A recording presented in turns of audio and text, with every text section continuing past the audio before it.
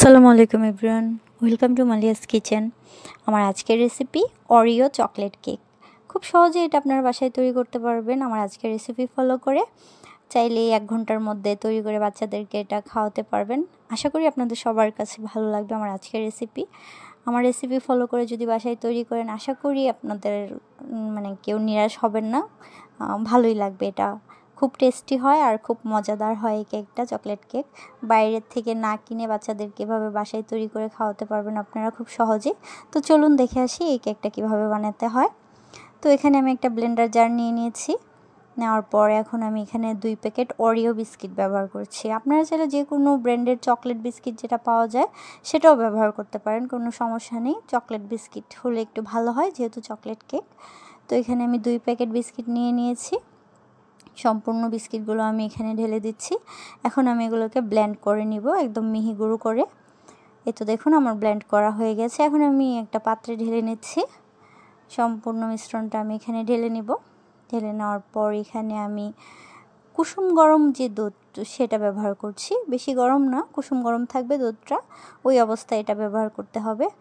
ঠিক আমার এখানে ব্যাটারের করার জন্য যতটুকু প্রয়োজন আমি ঠিক ততটুকুই ব্যবহার করব, যেন পাতলা না হয়ে যায়। আপনারা আপনাদের পরিমাণ মতো ব্যাটারটা কনসিস্টেন্সিটা যেটা হয় সেটা একটু ভালো করে বুঝে তারপরে দুধটা দিবেন এখানে। এই তো দেখুন এখন আমি এখানে ব্যবহার করছি 1 চা চামচ বেকিং পাউডার।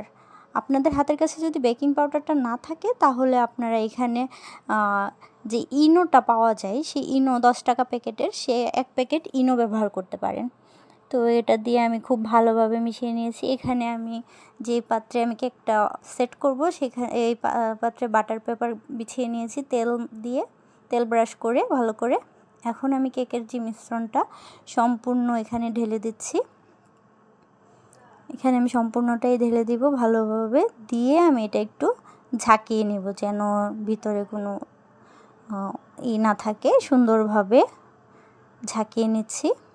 নেওয়ার পর আমি একটা পাতিলা গরম করে নিয়েছি, হিট করে এখানে একটা স্ট্যান্ড বসিয়ে দিয়েছি। এখন আমি কেকের মিশ্রণটা এখানে বসিয়ে দেব, দিয়ে একটা ঢাকনা দিয়ে ঢেকে প্রায় 30 মিনিট বা 25 মিনিট আপনাদের কেকের এর উপরে ডিপেন্ড করে আমি এটা করে নেব। এখানে আমি চকলেট নিয়ে নিয়েছি চকলেট গানাশ উপরে দেওয়ার জন্য। তো এই তো আমার কেকটা পুরোপুরি হয়ে গেছে। এই যে দেখুন আমি একটা টুথপিকের সাহায্যে এখন দেখে নিচ্ছি। এই তো আমার কেক ভিতরে একদম সুন্দর হয়ে গেছে। একটু ঠান্ডা হওয়ার পর আমি এখন এটা ঢেলে ডেকোরেশনটা করে নেব।